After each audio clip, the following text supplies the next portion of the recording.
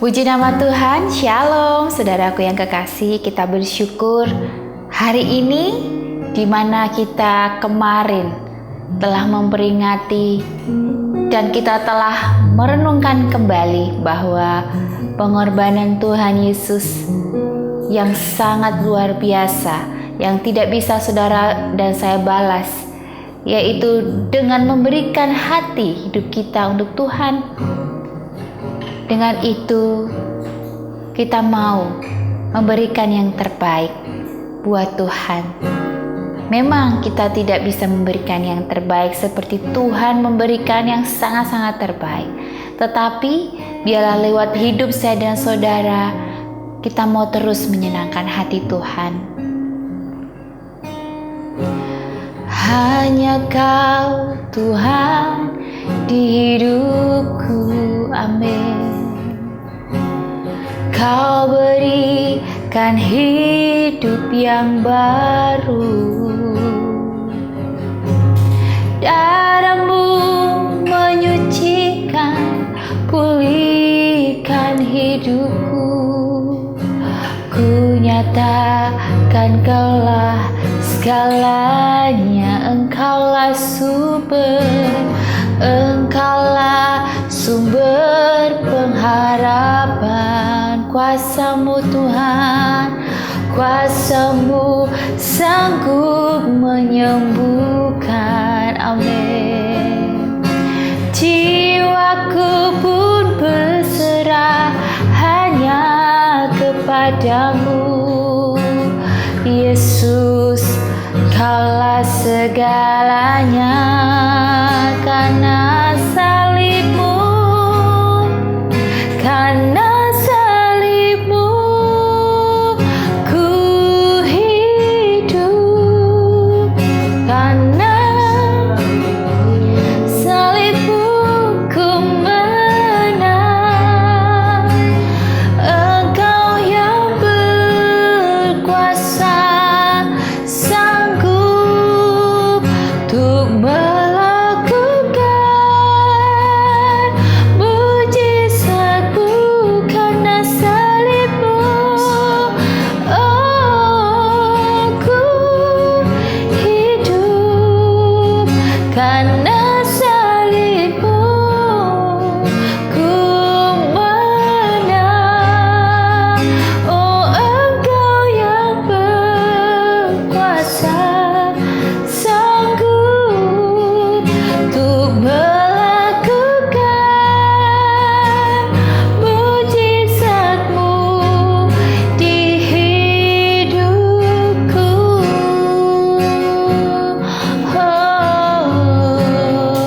Untuk melakukan mujizat-Mu di hidupku.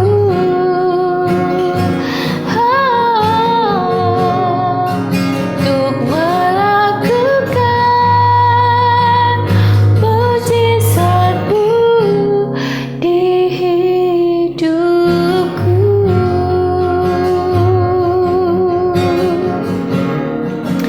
Karena salib-Mu Tuhan, aku hidup.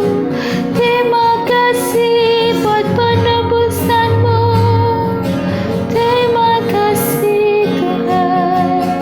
Haleluya, haleluya.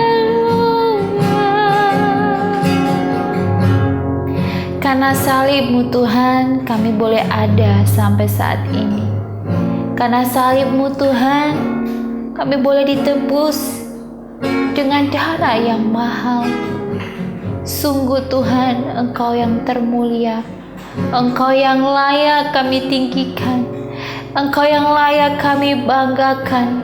Tidak ada yang patut kami banggakan di dunia ini selain Engkau. Terima kasih Tuhan, Engkau mengingatkan kami bahwa pengorbanan-Mu itu sungguh sangat luar biasa. Kami mau mengingat semuanya agar kami terus Tuhan melangkah bersama-Mu. Terima kasih Tuhan, kami mengucap syukur dan hari ini kami mendengarkan sabda-Mu. Urapi hamba-Mu yang tidak ada apa-apanya ini. Pakai hamba-Mu Tuhan, sesuai dengan rencana dan kehendak-Mu. Terima kasih Tuhan, kami mengucap syukur. Dalam nama Tuhan Yesus, haleluya. Amin.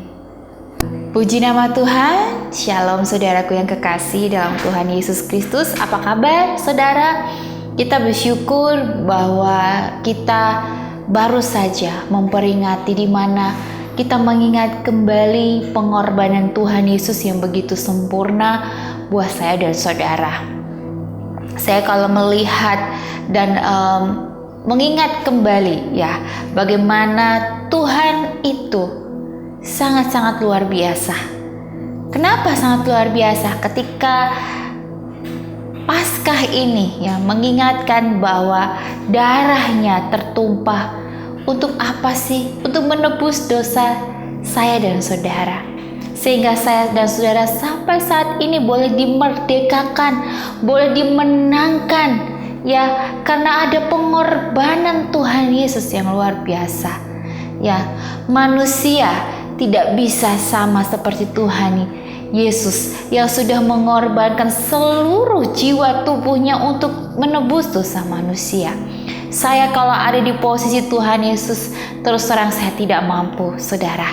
Ya, mungkin kita, ya, saya dan saudara dihina saja sudah tidak mampu, ya. Apalagi ya, seperti Tuhan, Dia bukan hanya dihina, dicambuk, dicaci maki, ya, disiksa, tetapi Dia menerima, ya.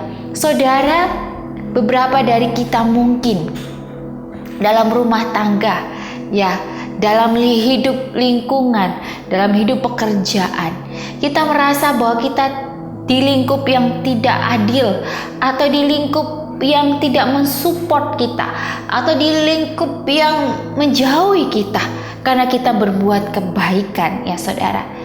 Ingat, Tuhan pun juga seperti itu. Tetapi Tuhan mau tetap teguh, ya, memegang apa yang sudah ditetapkan dalam hidupnya. Begitupun juga dengan kita, saudara. Jangan sampai masalah yang ada di samping kita, yang ada setiap hari kita terima, itu membuat iman kita menjadi lemah. Tetapi biarlah masalah-masalah yang terjadi, yaitu belum seberapa seperti Tuhan Yesus menanggung dosa saya dan saudara. Ya, masalah apapun yang terjadi, jangan melupakan Tuhan, ya. Jangan mudah berkata bahwa saya tidak mampu, jangan mudah mengeluh, jangan mudah untuk menyalahkan keadaan atau menyalahkan Tuhan. Tetapi ayo, marilah kita mau percaya bahwa kita sudah ditebus, ya, dengan darah yang sangat mahal. Hari ini firman Tuhan saya mau ambil di Mazmur 37 ayat 25 sampai 35. Di sini berkata bahwa dahulu aku muda, sekarang telah menjadi tua, tetapi tidak pernah kulihat orang benar ditinggalkan, atau anak cucunya meminta-minta roti. Tiap hari ia menaruh belas kasihan dan memberi pinjaman, dan anak cucunya menjadi berkat. Ya, di sini firman Tuhan, ya, mengatakan bahwa kita sebagai manusia yang dicintainya, ya, kita ini manusia yang berharga, yang mulia, ya. Makanya di sini firman Tuhan berkata bahwa, ya, kita ini adalah anak-anak yang Tuhan kasihi dan Tuhan cintai, ya. Bagaimana ya agar kita atau keluarga kita menjadi keluarga yang diberkati dan menjadi berkat, ya, seperti firman Tuhan ini. Yang pertama, milikilah kehidupan yang benar, tetapi tidak pernah, ya, di Mazmur 37:20, tetapi tidak pernah kulihat orang benar ditinggalkan.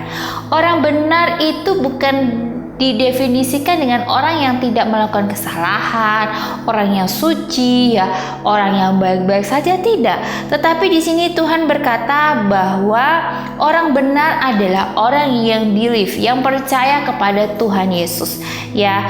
Dan dengan kepercayaannya, ya, dia percaya menaruh harapan kepada Tuhan, dan kuasa darahnya boleh dibenarkan, ya, oleh orang-orang yang hidupnya percaya kepada Tuhan, ya.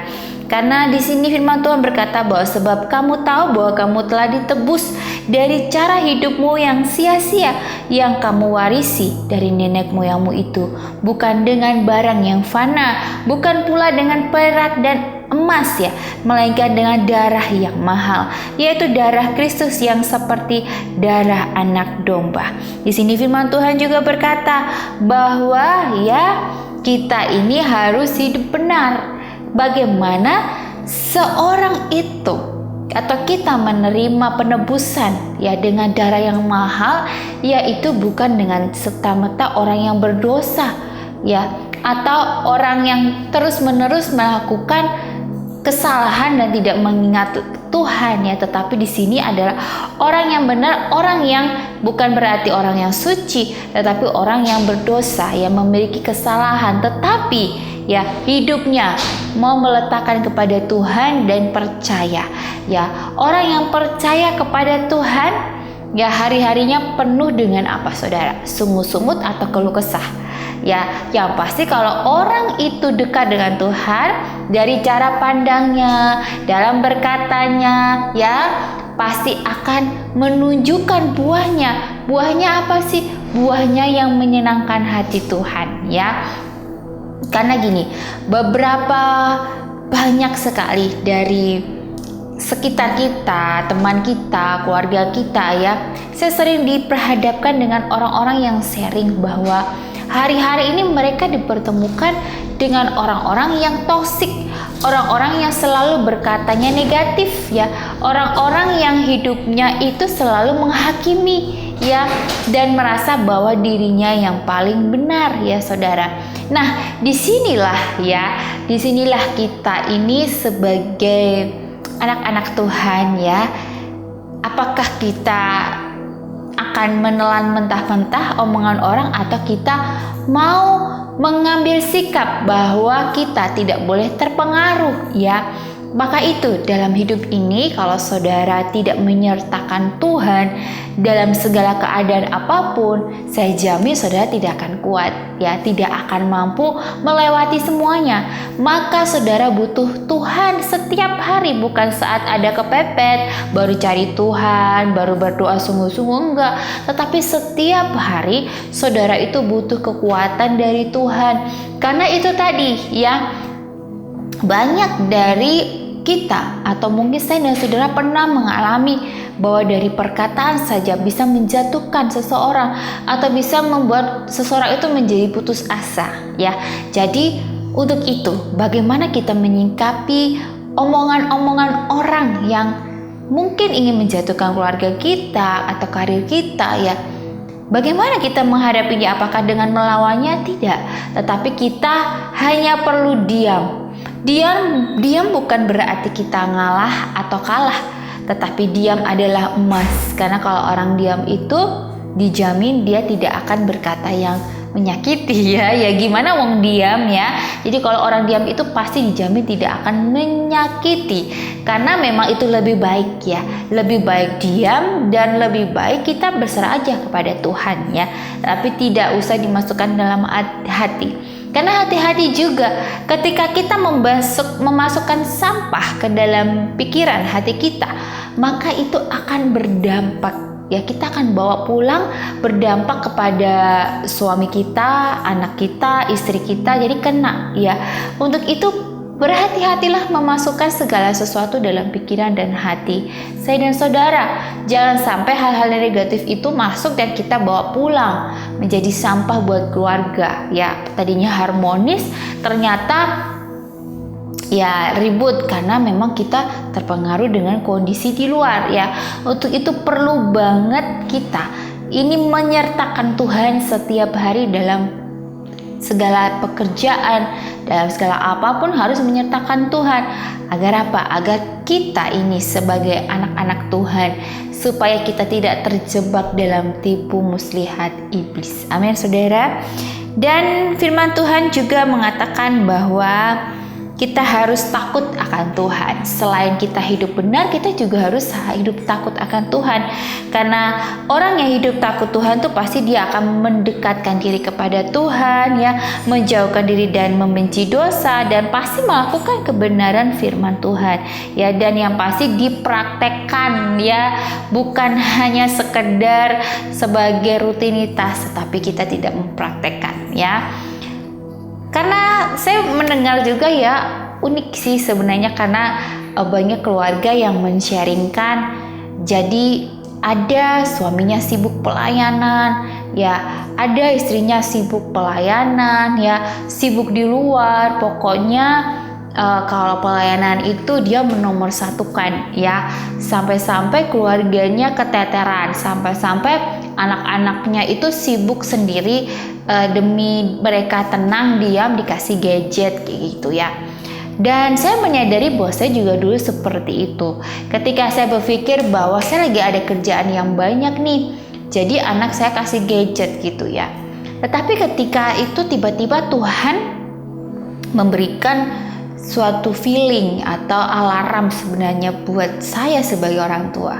Ketika anak saya bertumbuh menjadi anak yang pemberontak, anak yang tidak dengar-dengaran, anak yang membangkang, di situ saya merasa bahwa kok ini anak tidak dengar-dengaran ya sama orang tua. Karena orang tua itu biasanya menuntut supaya anak menghormati orang tua, tetapi ternyata, ya, kadang kalau saya nggak, kalau kita ini tidak menyertakan Tuhan, itu pasti kita akan marah-marah, akan memukul anak karena kita merasa bahwa dia ini anak kurang ajar gitu, ya.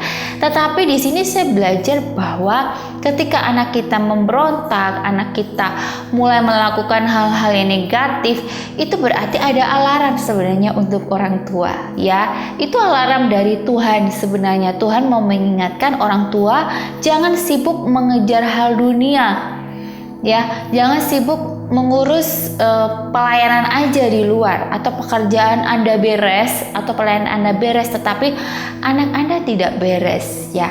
Maka dari itu pelayanan itu dari dalam, bukan dari luar, ya. Harus dari dalam.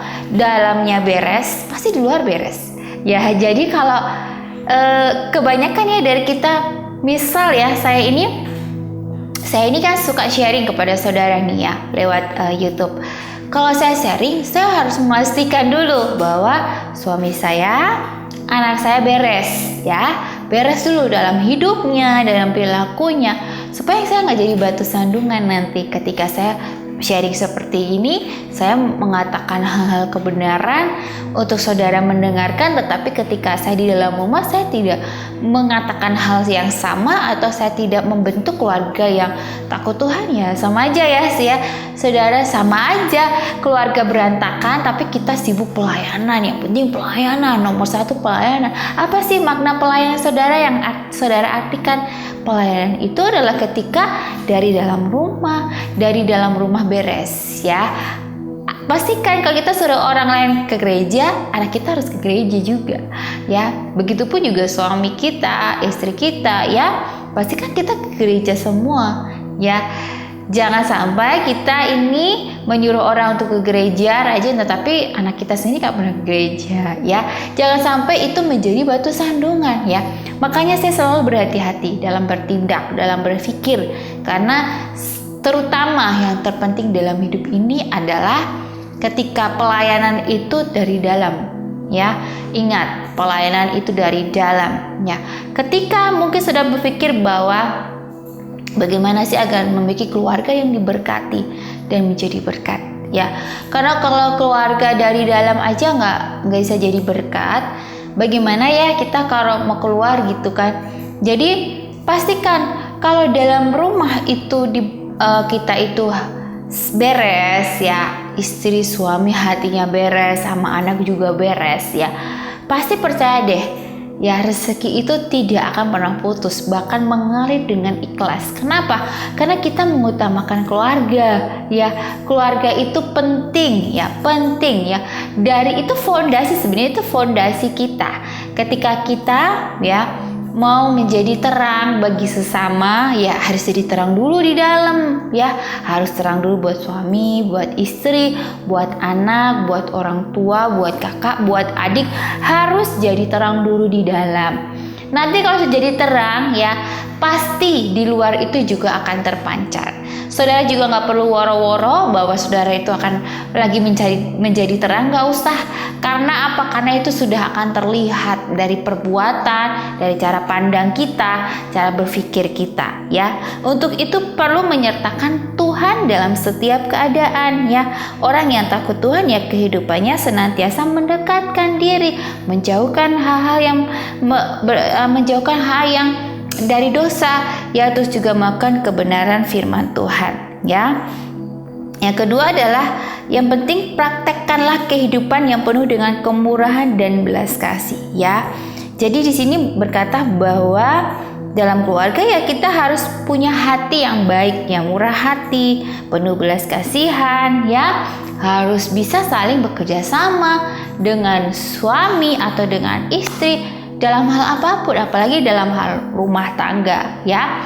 Halo para suami, jangan menganggap bahwa ketika Anda menikah dengan orang yang Anda cintai, ini istri, ya. Istri ini adalah orang yang Anda cintai. Ingat dulu, ya, Anda mengejar-ngejarnya, Anda dulu bagaimana berusaha untuk mendapatkannya. Untuk menjadi apa? Untuk, ya, kalau istri itu jadikan apa? Jadikan babu, ya, atau dijadikan ratu dalam rumahnya, ya. Ingat waktu pacaran, ya, datang ke rumah orang tuanya, bilang baik-baik, ya, minta baik-baik, dinikahkan juga dengan mewah, ya. Ya, dinikahkan juga dengan mungkin biaya yang tidak sedikit, ya. Tapi ketika sudah jadi istri, saudara menyia-nyiakan. Saudara menyuruh dia istri harus menyelesaikan pekerjaan rumah dengan sendirinya. Saudara tidak mau membantu, tidak mau tahu. Pokoknya urusan anak, urusan dapur, urusan semua istri yang suruh kerjakan. Apakah seperti itu? Apakah lagi kalau istrinya kerja, ya udah nanti uang kamu bantu aku gitu, ya. Bantu suami. Ingat saudara, ingat para suami, rezekimu tidak akan lancar, ya. Saya selalu berkata pada suami saya, ketika kamu memperlakukan istrimu sebagai layaknya istri, ya, istri, maka itu akan menjadi sangat dicintai Tuhan, ya. Tuhan mencintai loh suami-suami yang mencintai istri. Begitupun juga dengan istri, ketika istri melihat kelakuan suaminya tidak berkenan di hadapan Tuhan, istri harus bisa memenangkan juga suaminya, ya. Berdoa bahwa suaminya itu sudah keputusan, ya. Kalau sudah menikah, saya selalu berkata kepada adik-adik saya, ingat ya, kalau sudah menikah tidak boleh ada kata apa? Pisah, ya, tidak boleh ada kata cerai. Harus diselesaikan, ya. Ya, karena memang Anda sendiri toh yang mau cepat-cepat menikah. Ya, Anda sendiri toh yang ingin membangun rumah tangga, berarti sudah tahu konsekuensinya, ya. Jadi untuk anak-anak muda nih, jangan dibutakan cinta, ya. Karena yang namanya kehidupan keluarga itu, ya, tidak seindah seperti film drakor, ya. Hati-hati itu, ya. Tidak seindah film drakor atau film di mana itu, ya. Jadi saudara, ayo, ya, yang masih muda, kalau mau mencari pasangan, carilah minta pada Tuhan yang takut akan Tuhan, ya. Jangan mencari yang kaya demi bisa mau diratukan, ternyata pas menikah nggak diratukan, nggak dijadi ratu. Benar, betul. Karena ini benar, kenyataannya seperti itu, ya. Jadi wanita juga jangan berharap, ya, bahwa nanti menikah akan dengan orang kaya akan hidupnya enak, ya. Nggak semua, ya, seperti itu, ya. Beruntung-beruntung aja.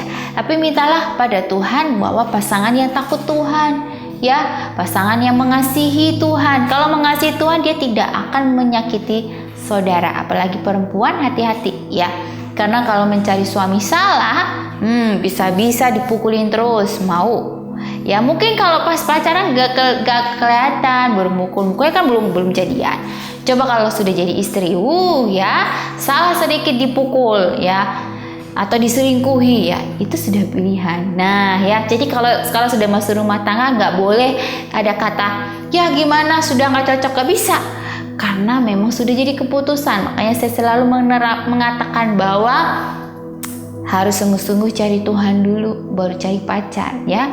Jangan cari pacar lupa Tuhan, nggak ke gereja ya, ngejar-ngejar pacar ya, ngejar-ngejar pasangan ya. Kejar Tuhan, kejar Tuhanmu maka duniamu akan mengikuti ya. Jadi yang punya dunia siapa? Tuhan ya, yang pasti ya. Nah untuk itu ayo kita mau mencari Tuhan dengan sungguh-sungguh. Jadi ini peringatan ya, warning untuk anak-anak muda yang belum menikah. Pastikan kalian sungguh-sungguh dulu cari Tuhan. Percaya kalau saudara minta sama Tuhan, sungguh-sungguh sama Tuhan, pasti akan diberikan pasangan hidup yang sesuai di mata Tuhan ya, bukan yang cocok, nggak ada yang cocok ya, sesuai di mata Tuhan ya, dan siap mental saudara ya. Karena kalau sudah menikah, walaupun sudah jadi sama-sama dalam Tuhan, takut Tuhan pasti ada ketidakcocokan. Wong kakak adik aja nggak cocok ya, kadang orang tua sama anak juga nggak cocok. Nah itulah apalagi suami istri, orang lain ya, anak orang kita bawa gitu ya, anak orang jadi satu sama kita ya, udah menjadi kita tuh jadikan satu ya. Tidak ada kecocokan, tetapi harus saling memahami, mengerti ya. Kalau orang-orang yang hidupnya berkenan di hadapan Tuhan, takut Tuhan, bersandar pada Tuhan, walaupun cecok tetap di dalam Tuhan ya, tidak akan ada yang saling menyakiti ya. Untuk itu kalau saudara sudah masuk dalam pernikahan ya, bagaimana nasi sudah menjadi bubur, nggak apa-apa ya, harus jalani ya.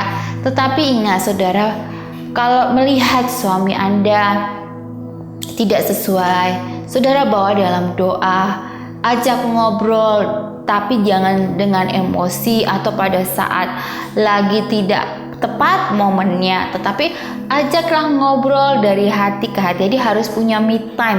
Ada yang me time-nya di kasur ya, bersama suami atau istri bercerita ya.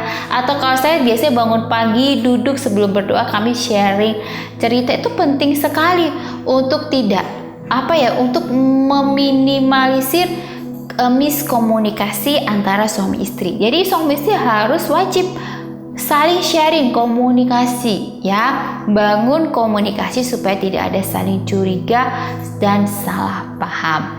Nah itu ya tadi saudara, kalau ingin menjadi berkat di luar ya, keluarga yang menjadi berkat, yang diberkati Tuhan, bukan hanya harta tapi hatinya, damai sejahtera, sukacitanya, kesehatannya, yaitu dari dalam. Ingat ya, pelayanan yang tepat, pelayanan yang berkenan di hadapan Tuhan ketika kalau sudah berkeluarga ya dari dalam ya. Kalau sudah belum berkeluarga ya dari orang tua dulu, dari adik, dari kakak ya, menangkan mereka dulu ya, baru kita mau memenangkan orang lain ya. Karena saya mendengar berita, ada satu berita yang sangat membuat saya menarik sekali, bahwa ada seorang bapak bisa menangkan anaknya ya, ikut bapaknya, karena dia melihat perilaku bapaknya yang sangat menyenangkan hati Tuhan ya menurut anaknya, dan dia akhirnya ikut ya. Itu berarti ya dari dalam dulu beres, pasti ya orang di luar akan melihat, oh iya anaknya aja beres kok, apalagi di luar ya. Jadi jangan sampai jadi bantu sandungan karena lewat hidup kita, perilaku kita yang mengutamakan orang lain daripada keluarga ya. Karena keluarga itu adalah pusat dari ridho ya, dari restu ya, restu dari dalam dulu. Ketika ada restu, pasti pekerjaannya di luar juga akan beres, pelayanan juga akan beres. Jadi harus beres, harus ada restu dari istri, harus ada restu dari orang tua ya, harus ada restu dari dalam rumah, dari suami. Jadi apa yang kita kerjakan akan berhasil, akan beres karena ada restu, ada doa yang baik. Mari kita mau berdoa dan kita mau percaya mengundang Tuhan dalam hati, dalam hidup rumah tangga saudara. Terima kasih Tuhan, kami bersyukur kami diingatkan kembali bahwa Engkau telah menebus hidup kami dari cara yang lama untuk kembali ke jalan-Mu yang benar. Dan kami mau menjadi orang yang benar. Orang yang benar berarti orang yang mau berharap dan percaya kepada Tuhan dalam keadaan apapun. Kami tahu bahwa keluarga kami atau pekerjaan kami, Tuhan, mungkin saat ini tidak membuat kami menjadi happy. Tetapi Tuhan, kami mau belajar berserah dan percaya. Kami mau mengerti bahwa keadaan yang tidak baik, Tuhan mengajarkan kami untuk mengingat akan Engkau dalam setiap tarikan nafas hidup kami. Kami mau belajar untuk tidak mengandalkan dunia dan berharap kepada dunia yang fana. Kami juga berdoa bagi setiap anak-anak muda yang mau proses dalam menikah. Biarlah kami juga anak-anak muda ini diberikan hikmat, dan juga Tuhan, mereka mengingat bahwa memiliki pasangan hidup yang takut akan Tuhan itu lebih baik, agar Tuhan mereka memiliki keluarga yang hidupnya berkenan di hadapan Tuhan dan tidak ada perceraian atau perpisahan, karena di dalam Tuhan tidak ada perceraian. Untuk itu Tuhan, ketika kami sudah masuk dalam rumah tangga, kami mau berserah kepada Tuhan. Biar Tuhan yang menjamah para istri, para suami, para anak, orang tua, supaya hidupnya berkenan di hadapan Tuhan. Terima kasih Bapa, kami mengucap syukur dan berterima kasih. Dalam nama Tuhan Yesus, kami sudah berdoa dan bersyukur. Haleluya. Amin. Puji nama Tuhan. Shalom.